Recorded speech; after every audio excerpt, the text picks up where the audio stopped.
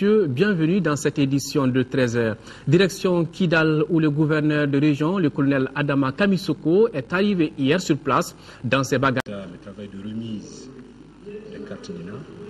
Auparavant, le gouverneur et sa suite ont rendu une visite de courtoisie aux militaires de l'aménagement du Mali et à l'aménocal Intala Ag Atayer. Ce dernier a profité pour lancer une exhortation à toute la population de Kidal de voter le 28 juillet. Car, dira-t-il, voter est un acte citoyen et libre. Chaque citoyen est libre de choisir son candidat, a-t-il conclu. Le Mali est enfin unifié par rapport à la présence de l'armée à Kidal. Nous avons approché le ministre de la Défense et des anciens combattants qui fait le point de la présence des forces maliennes. Le général Yamoussa Kamara est au micro de Awoy Touré. Vous avez tous appris que le gouverneur est arrivé aujourd'hui à Kidal à bord d'un avion de l'aménagement. Le travail continue au niveau de la commission technique mixte pour essayer de parfaire les conditions de cantonnement et de déploiement des forces à l'intérieur de la ville. Parce qu'au terme des accords préliminaires de Ouagadougou, il est prévu que les forces d'opposition, je vais les appeler comme ça, que les forces d'opposition soient déployées de façon provisoire dans 2 camps à l'intérieur de Kidal, notamment le camp de jeunesse et puis le camp de la gendarmerie. Et que l'armée malienne se déploie de façon progressive à Kidal. Donc pour un départ, nous avons déployé 200 hommes à l'intérieur de la ville, dont 150 militaires et le reste constitué des forces de sécurité. Ce qui est constant, c'est que l'armée malienne, les troupes maliennes restent à la disposition du pouvoir politique et reçoivent les ordres du pouvoir politique. Et puisqu'il est prévu que le déploiement va se faire de façon progressive, on reste dans cette logique-là.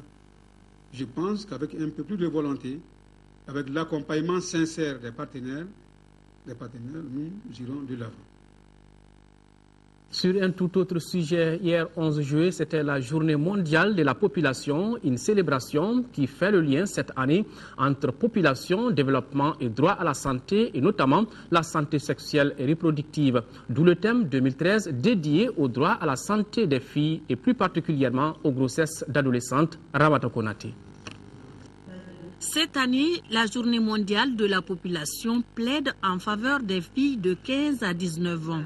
La grossesse chez ce groupe cible, conséquences et solutions constituent les maîtres mots de cet événement. Dans le monde, environ 16 millions de filles âgées de 15 à 19 ans donnent naissance chaque année.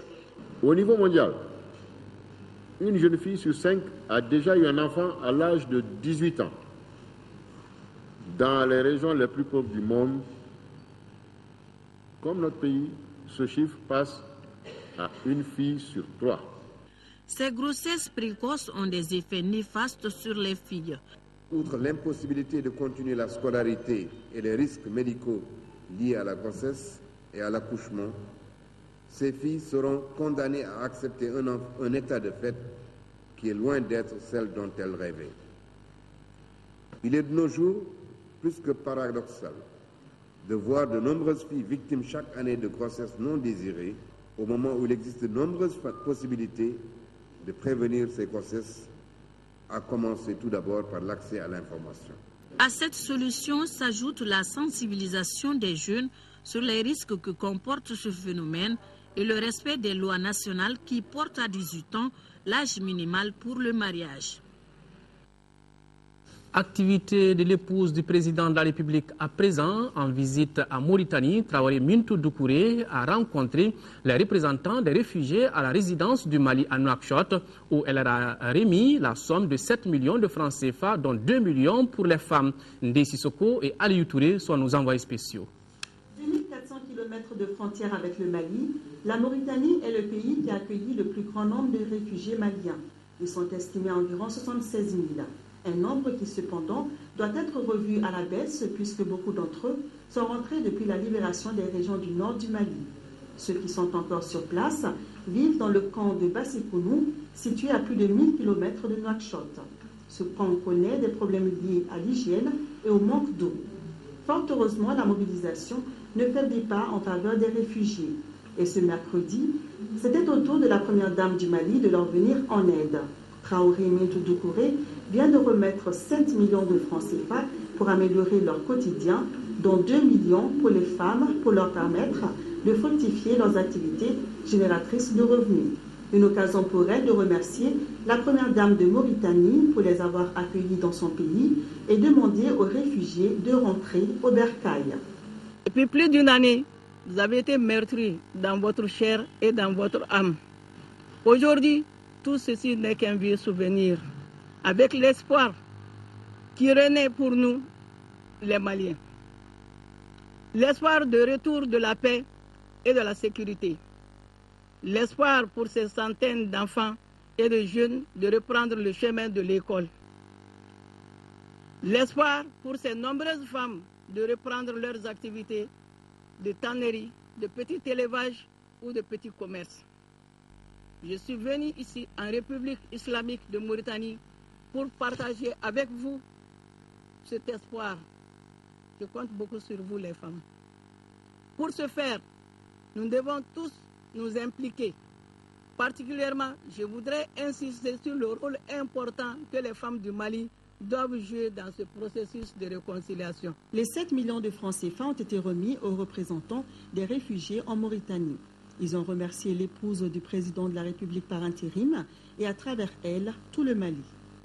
Je suis très contente de ce geste de la part de cette première dame. Et vraiment, je souhaite la paix éternelle et unie pour tout le monde. Pensant quand même que dans les guerres et dans tous les problèmes, c'est les femmes et les enfants qui souffrent. Un geste qui nous a vraiment touchés et que nous avons apprécié à sa juste valeur. Ce n'est pas le montant qui est important, mais le fait même qu'elle se soit déplacée pour venir voir ses sœurs et vraiment les réconforter et les inciter à retourner au pays. Et surtout ça qui est très important. Notons qu'avant cette cérémonie de remise de dons, dans la matinée de ce mercredi, Traoré Mintou Doucouré et sa délégation avaient visité l'ambassade du Mali à Nouakchott. L'ambassadeur Souleymane Kouné leur a fait visiter ses locaux après présentation du personnel. Une séance de travail a permis aux visiteurs d'apprendre que la coopération entre les deux pays se porte bien, que les Maliens de Mauritanie sont environ 16 400 et que la distribution des cartes Nina a commencé. Retour ici à Bamako pour parler du lancement des activités du projet de formation en alternance diplomatique initié par la Maison de la Presse et financé par la coopération française. La formation destinée aux journalistes radio est assurée par des professionnels maliens et français. Compte rendu Adama Kodjo. Le projet qui vient d'être lancé prévoit la formation en alternance diplômante de 15 journalistes des radios privées et publiques d'une durée de 21 mois. La formation qui va démarrer le 22 de ce mois sera assurée par des professionnels venus de la France et du Mali. L'idée, c'est de former au journalisme, et pas seulement sur des thématiques, mais vraiment de revenir sur les fondamentaux, donc que ce soit sur les bases mêmes de l'écriture, donc le message essentiel, l'angle, mais également tous les genres journalistiques, à savoir l'interview, le reportage, l'enquête, le portrait. Ensuite, on va s'appuyer sur un certain nombre de thématiques sur lesquelles on a des grands sujets. Évidemment, là, en démarrant le 22 juillet sur les premiers modules de formation, on va s'intéresser à l'actualité politique du pays, à savoir les élections, mais pas seulement les élections présidentielles, et de pouvoir anticiper sur des élections locales et voir les différences. On va intervenir sur des notions de conflit, de post-conflit. Ensuite, on sera sur des thématiques plus de proximité, où on aura aussi des thématiques sport, faits divers, gouvernance, et on aura des aspects spécifiques, puisque c'est un premier groupe avec lequel on commence, qui sera en radio, des choses très particulières, d'animation de débat, de gestion des auditeurs à l'antenne. Financé par le ministère des Affaires étrangères de France à travers l'ambassade de ce pays, le projet a été initié par la Maison de la Presse. On a fait plein de formations, plein de séminaires de 3 jours, une semaine. Mais pour quel résultat? Aujourd'hui, on a une formation diplômante qui tient compte de toutes les réalités, qui a été adaptée aux réalités maliennes. Et je crois que ça répond effectivement aux besoins de la presse malienne. À l'issue de la formation, un diplôme d'établissement de l'École supérieure de journalisme de Lille sera remis à chaque apprenant. C'est le mois béni de Ramadan et à Koulikoro, là-bas, les autorités régionales ont visité les différents magasins de produits de première nécessité. Le constat est satisfaisant puisque le stock est suffisant. C'est ce que nous dit Koumba Sissé. En cette période du début du mois de Ramadan, les prix des produits de première nécessité connaissent en général des augmentations. Cette année, suite aux mesures adoptées par le gouvernement, les consommateurs ne doivent plus souffrir de cette situation. C'est pour cette raison que les autorités régionales ont effectué des visites de stock et se sont entretenues avec les opérateurs économiques. Le constat à Koulikoro est qu'il n'y aura ni pénurie ni augmentation du prix des produits de première nécessité. Cette assurance a été donnée par le président de l'Assemblée consulaire régionale de la CECIM, Baba Sanogo, et le directeur régional du commerce et de la concurrence, Paulin Koulibaly. Je vais profiter de votre micro pour rassurer toute la population de la deuxième région par rapport à la disponibilité des produits de première nécessité pendant ce mois béni de Ramadan 2013. Je constate que les stocks qui sont là sont assez suffisants, en tout cas pour couvrir tous les besoins du mois de carême. Parce que, comme vous le savez, à Koulikoro, il n'y a pas de grossistes, on a des demi-grossistes, des détaillants. Mais à partir du moment où chaque demi-grossiste de Koulikoro est affilié à un grossiste de Bamako, tant que les denrées existent à Bamako, il n'y a pas le risque de rupture de stock au niveau de Koulikoro. Et c'est ce qui me réjouit beaucoup. Puis qui rassure les consommateurs d'habitude confrontés à des pénuries en cette période du mois de Ramadan. Bonne suite de Ramadan. La route a encore fait des victimes sur l'axe Bamako-Kaï. Un car de transport en commun a percuté un camion au tournant de Kersigane, faisant une vingtaine de morts, dont des enfants ainsi que les deux chauffeurs. On dénombre également plusieurs blessés. L'excès de vitesse serait à l'origine de l'accident. Siaka Konaté. Des corps décapités ou coincés entre les carcasses, voilà qui illustre la violence du choc et la gravité de cet accident survenu non loin de la ville de Kaï. Le camion en partance, c'est pour Bamako, et le car d'une compagnie de transport, avec à son bord de nombreux passagers, sont entrés en collision. Le bilan est lourd, une vingtaine de morts, dont des enfants. Les deux chauffeurs ont été tués sur le coup. Parmi les survivants, l'apprenti du car et ce passager qui voyageait avec ses deux enfants qui sont sains et saufs. Tout ce qu'on a vu, c'est le choc. Et le premier choc qu'on a vu, le car il est parti. Le chauffeur il est tombé ici, le car il est parti au moins 100 mètres, sans chauffeur il n'y a rien. Donc c'est pour ça qu'il est glissé, il est parti de l'autre côté.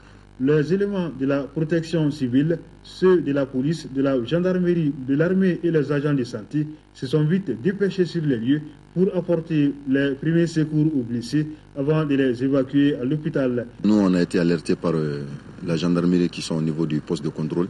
À notre arrivée, on a trouvé 7 victimes que nous avons évacuées au niveau de l'hôpital Foussendao. Nous sommes en présence de 20 corps qui sont là et qu'on cherche des moyens maintenant pour les évacuer au niveau de l'hôpital. C'est sûr, le car venait du tournant. Donc il sortait du tournant et seulement c'est lorsqu'il a un excès de vitesse qu'il n'a pas donc pu maîtriser le tournant. Le car il a été divisé en deux. Tous ceux qui sont du côté du chauffeur, tous ont été tués. Le directeur de cabinet du gouverneur s'est rendu sur les lieux de l'accident pour exprimer la compassion des autorités aux familles des victimes et souhaiter prompt rétablissement aux blessés. Occasion pour lui d'en appeler à la vigilance des usagers de la route, notamment les chauffeurs des transports en commun. C'est très regrettable. Je pense encore qu'il s'agit de l'imprudence des chauffeurs. Nous demandons aux chauffeurs encore une fois de plus de faire attention. Quand vous êtes responsable de la vie des gens, il faut en être conscient. Cet accident pose encore une fois de plus la problématique du non-respect du code de la route dans notre pays. Beaucoup de prudence sur nos routes, surtout en cette période pluvieuse. Sport, football, le stade malien de Bamako a remporté la Coupe du Mali, 53e édition. En finale jouée hier, le stade malien a battu le Djoliba AC par le score de 1-0. Les Blancs de Bamako, déjà sacrés champions, réalisent ainsi les doublés, le 5e de son histoire. L'opposition Djoliba AC, stade malien de Bamako, est une rencontre de duel tant sur le terrain que dans les gradins. Pour cette finale de la 53e édition de la Coupe du Mali, le public est un peu resté sur sa faim.